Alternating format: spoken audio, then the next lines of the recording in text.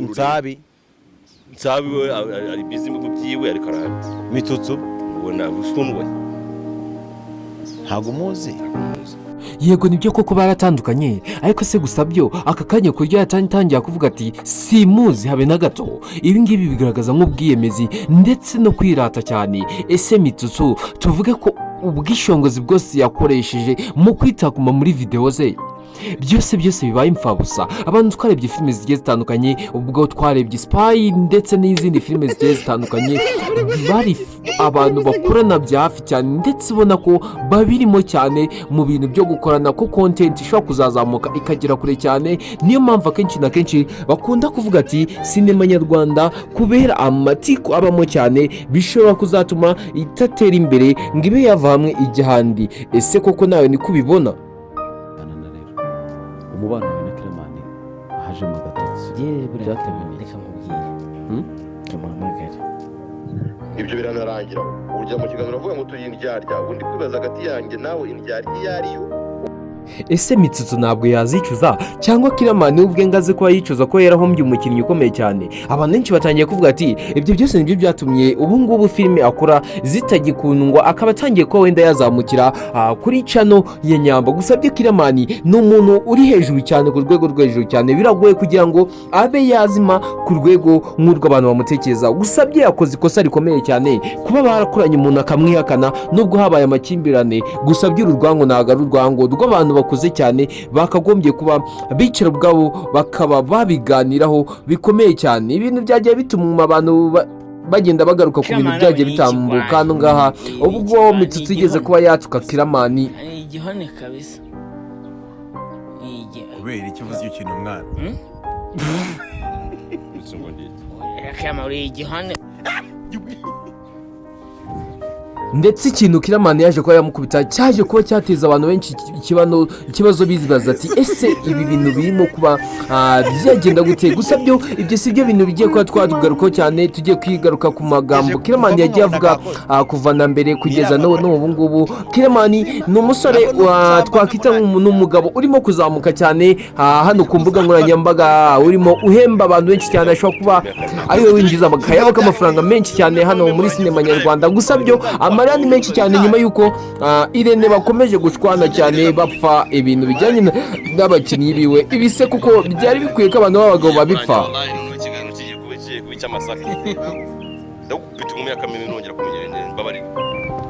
Killman uba itangazamakuru tukubaza Killman ko umbaza twaje muri vazi muri kale nongera kujya muri isara ni mikenkanye baze twaje muri vazi. Abandi bati bishoboke ko ari umujinya wa Killman uba hafi cyane. Ibi ngibi twagiye tubigarukaho cyane. Killman ni umugabo uzi gukina filime cyane, ukina muri filime zigiye zitandukanye. Twagiye tumubona muri filime zitandukanye nka filime turimo kumubona mu iminsi yiswe Mwene Data, ndetse na filime zigiye zitandukanye aho arimo kugenda afasha abantu benshi bafite impano hano mu gihugu cy'u Rwanda. Hari urubyiruko rwinshi cyane arimo kugenda afasha. Gusa byo ese wowe ubona Killman na Mitsutsu ari nde wishongoye ku wundi?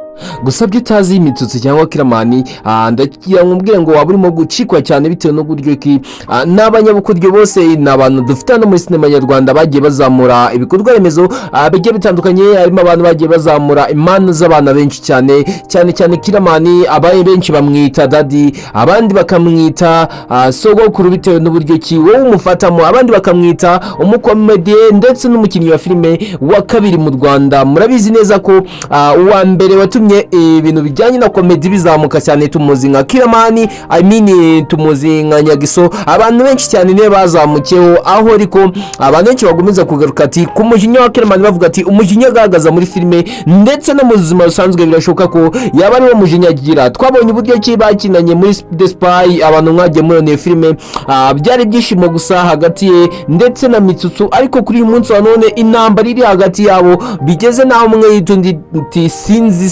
simuzi n'undi simuzi. Ibi ni ibintu bikomeye cyane, ni amakimbirane atazigera arangira, aho umwe yageze n'ahabwa undi ati icyajya ati sinzongere kuba nakubona. Gusa byo akenshi na kenshi tubona ko Mitsutsu ariwe wishongoye cyane, kuko burya uko wagira kose boss ugwemba boss wawe aba ari boss always. Icyo rero nitukajye twishora ku bantu baduhemba, ku bantu badutunze ngo tujye twaba bwira nabi cyane. Gusa byo Killman birashoboka cyane ko muri sinema nyarwanda ari umuntu ushobora gukoresha abakozi benshi cyane, birumvikana ko yinjiza n'akayabo k'amafaranga menshi cyane hano kuri izi mbuga nkoranyambaga bitewe n'abakozi yinjiza. Ayo y'abasevinga yose, gusa byo ahembwa amafaranga menshi cyane kuri izi mbuga nkoranyambaga. Mitsutsu yagiye nawe agaruka ku bintu yagiye akora, aho abantu benshi bavuga ati ibi bintu bishobora kuba byaturutse ku rukundo rwandana, ndetse na Mitsutsu aho byose yatangiye kubigaragaza gihe yari ari mu rukundo, ndetse na aho baje kuba batwerera ko ari prank atari ibintu bya nyabyo.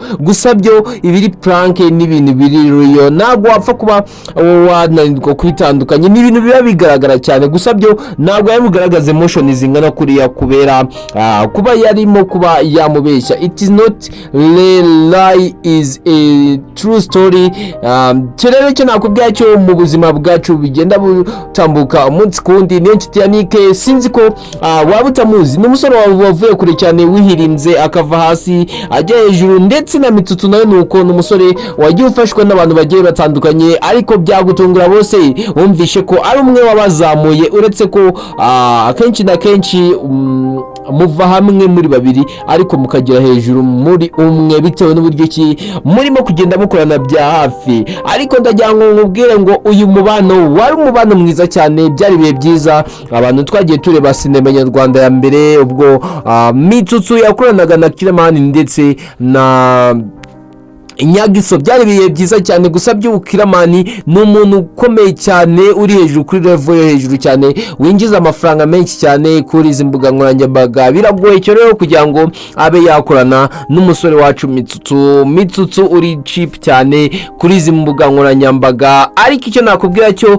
Killman yazamutse mu buryo bumutunguye cyane, mu buryo atateganyaga, kuko yari ari bayeho mu buzima bubi cyane. Ariko yamana baravuga ati irebera imbwa n'ihumbi, kandi kovuka imbwa imanukiye yaje ko yamufasha. Ubu ari mu bantu ba mbere barimo muri iki gihugu cy'u Rwanda, barimo barashima Imana cyane bitewe naho yabakuye, ndetse naho bari uyu munsi barashimira iyo Mana yabahavanye hamwe ibajyana ahandi. Ese ari wowe ku ruhande rwawe urabona hagati ya Killman ndetse na Mitsutsu arinde urimo kwishongora kundi? Ese tubifate kari Killman cyangwa tubifate nk'umusore wacu Mitsutsu? Gusa byo on my side ndabona ko ari Mitsutsu, kuko umuntu ugwemba iteka aba ari boss wawe. Si ngombwa ngo nubwo mwamunganya amafaranga, icyambere cyo aragwemba, icyo kintu kimwubahire cyo kuba aguhemba. Hano ni kuri channel yanyu yiswe Hack Original Films, cyangwa uhite kuri Mama na Dada Original.